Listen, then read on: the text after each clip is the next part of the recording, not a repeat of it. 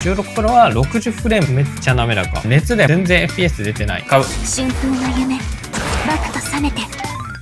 どうもこんにちは、まみよしです。今回はこちら iPhone 16と iPhone 16 Pro。こちらの2つに関しては iPhone 16が A18 チップ、iPhone 16 Pro が A18 Pro チップということで、それぞれ性能が変わってきます。ということで今回はこちらの2機種、原神と崩壊スターレール、そして暗殺ベンチマークを使って実際にゲーム性能はどのくらい違うのか検証していきます。結構面白い結果になっているので、ぜひ動画の方最後まで見ていってください。ということで早速やっていきましょう。今回の検証方法に関しては iPhone 16と16 Pro 全く同じ ESR のケースを付けながら検証します。なので普通にスマホを使う上でのゲーム性能はどういった感じなのかっていう検証になります。で、画面起動に関しては両方とも 100% で検証していきます。そしたらまずはベンチマークから測っていきましょう。暗殺ベンチマーク。で、今回は FPS の値出せるようにしたのでこちらでもチェックしていきましょう。まず暗殺ベンチマーク同時に回してるんですけども iPhone 16がだいたい40フレームなのに対して iPhone 16 Pro は60フレーム出てます。めっちゃ違うね。シーンが変わっていくと、だいたい40と60くらい、1.5 倍ぐらい性能違うのかな。このシーンだと35フレーム、39フレーム。シーンによって結構変わるっぽい。ここは両方とも60フレーム出てます。で、こういうオブジェクトがいっぱいあるところは40と50。まあでも2割ぐらいは結構変わる。2割から5割ぐらい変わりそうですね。この辺結構滑らかさ全然違いますね。この辺は多分 CPU 作業になってるのかな。両方とも一緒ぐらい。今 iPhone 16の方がちょっと早いって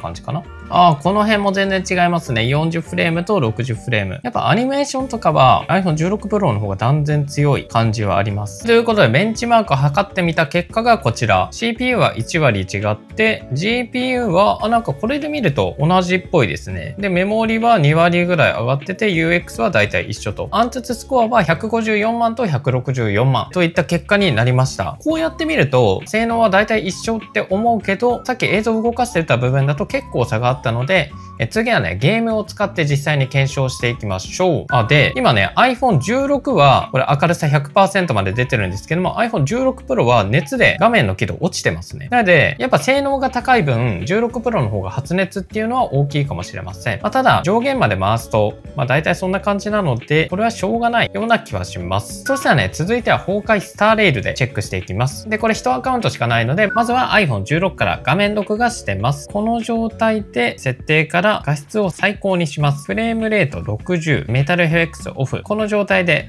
とりあえずやっていきましょう。で、崩壊スターレールって結構重くて、この状態でだいたい60、張り付きっていう感じですね。じゃあここから先頭に行ってみましょう。先頭2倍速でやってみると FPS はだいたい57、60。意外と60いけるかな。結構、なるほど。この氷のやつとか、なんだっけ、このキャラ。このキャラがやるときは50フレームまで下がったりするけど、基本的には 60fps。こういう必殺技みたいなやつで、ちょっと55とかまで下がるぐらいですね。たまに56とか50とか下がるんですけども、40代までにはいかない。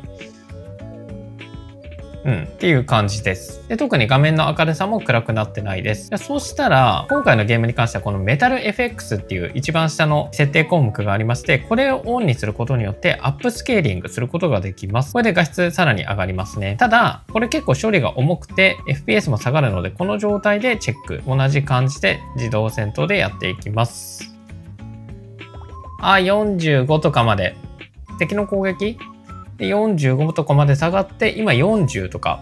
結構ね、やっぱ15から20フレームぐらい下がる感じになりました。ただこのメタル FX に関しては、基本的にはこのゲーム自体の解像度を下げて、メタル FX で、アップスケーリングして画質をきれいにする。低負荷でより性能を出すっていうための機能という感じで、これが崩壊スターレイルです。で、最後までやっても、明るさは1段階下がってるな。80% ぐらいまで最大の明るさっていうのは下がってます。続いては iPhone 16 Pro でチェックしていきます。設定は最高画質にして、フレームレートはとりあえず60で iPhone 16と合わせてやってみます。はい。敵の攻撃59。自分の攻撃53。でもこの辺は60維持か。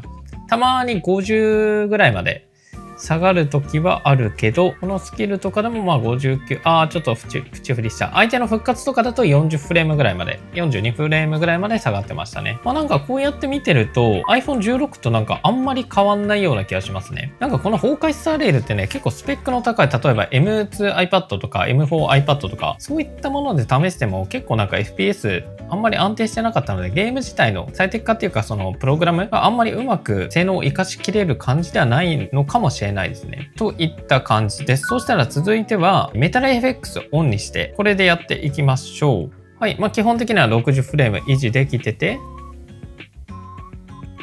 いけてるね。敵の攻撃もさっき重かったんだけど、なんか大丈夫になってます。あれ ?61、52。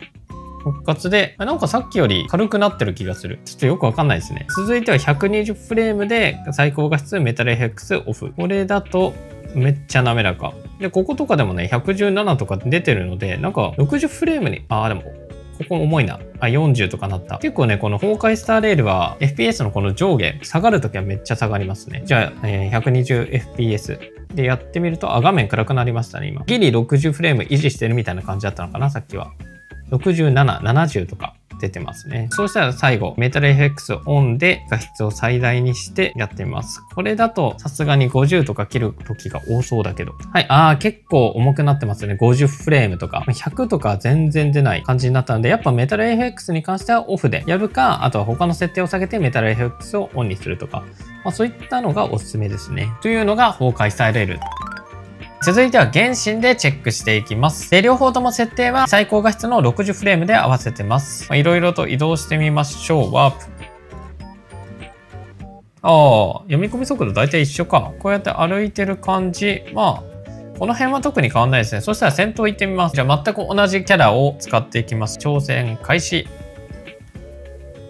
46ぐらいまで下がって45。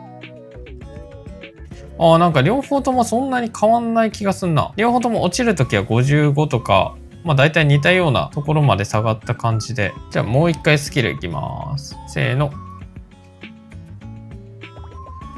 両方とも貼り付きだな、これ。ちょっとこれじゃわかんないから一回出て、さっきと同じように一番下にあるメタル FX、こちらをオンにします。でモーションブラーも非常に高い。これでやりましょう。めっちゃくっきりになった。じゃあこれでね、ちょっと重くなってるはずなんで、もう一回挑戦。使用開始。読み込み速度とかもだいたい一緒ですね。挑戦開始。で、スキルを同時に使う。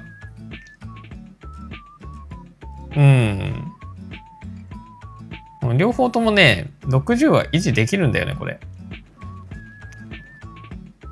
iPhone 16 Pro 画面暗くなった。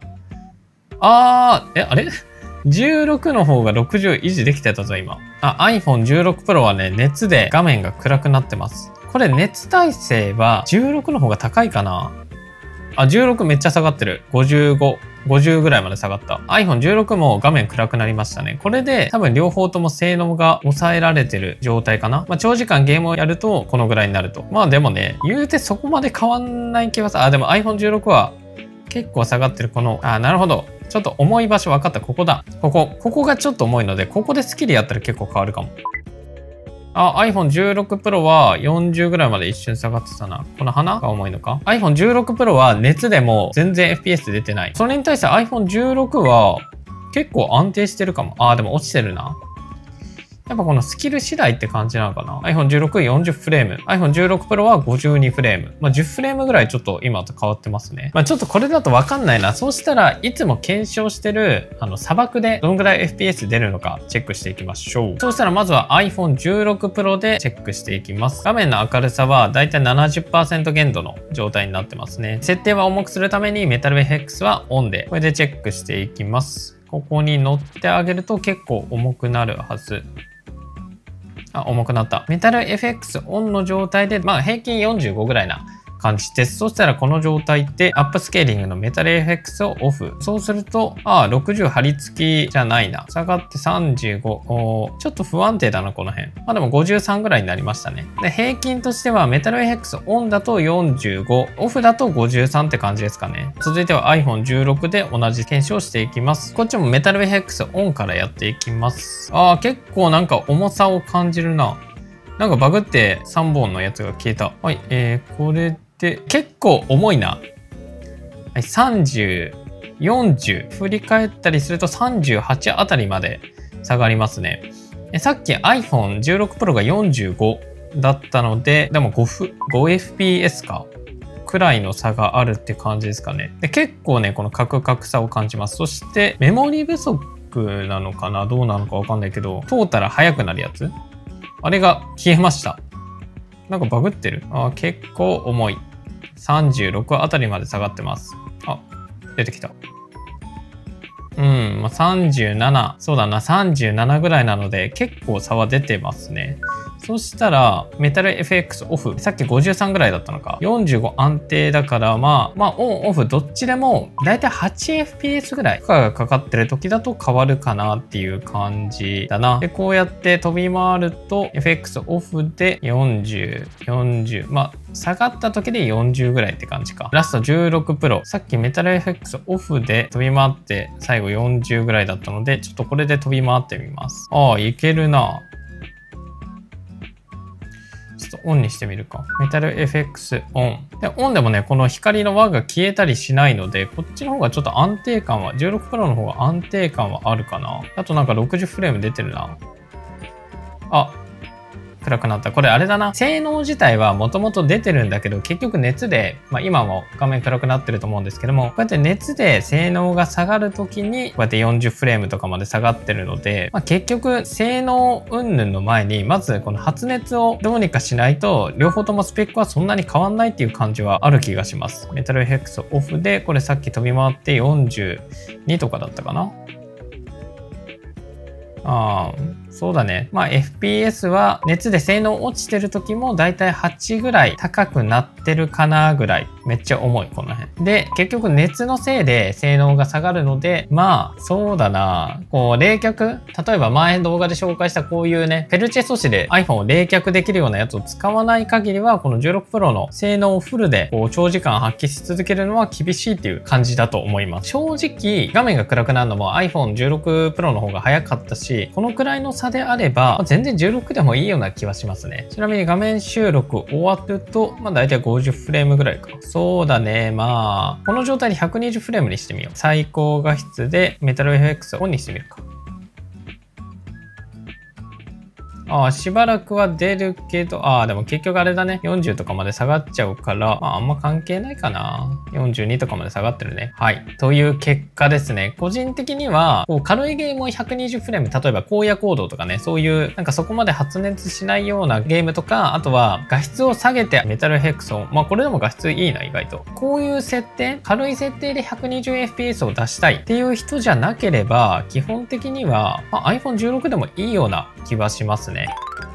ということでいかがでしたでしょうか。正直ね、こっちの iPhone 16 Pro の方が20から 30fps ぐらい高くなるのかなと思ってたんですけども、意外とほぼほぼ同じという結果になりました。今回の iPhone 16シリーズに関しては排熱性能っていうのが結構上がった方ではあるんですけども、やっぱり排熱性能まだまだ足りないので、ゲームを高画質で長時間やるっていう人は別で売ってるこういったペルチェ素子で iPhone 自体を冷やす冷却器とか、そういったものを使っていくのがおすすめです。iPhone 16でそこそこの画質で快適にやりたいっていう場合は、そういったものなくてもいいと思います。今回検証するまでは16 Pro 一択でしょうと思ってたんですけども、検証してみた感じ、正直ね、こっちの iPhone 16でも全然ゲーム性能満足できるかなと思いました。荒野行動とか、そういった FPS 系のゲームを 120fps で遊びたいという方は、こっちの iPhone 16 Pro を選んだ方がいいと思います。みんなは iPhone 16で十分だと思ったのか、やっぱり16 Pro が欲しいと思ったのか、よかったらコメント欄で教えてください。以上、iPhone 16と iPhone 16 Pro のゲーム性能比較でした。めっちゃ大変だったので、高評価もぜひ。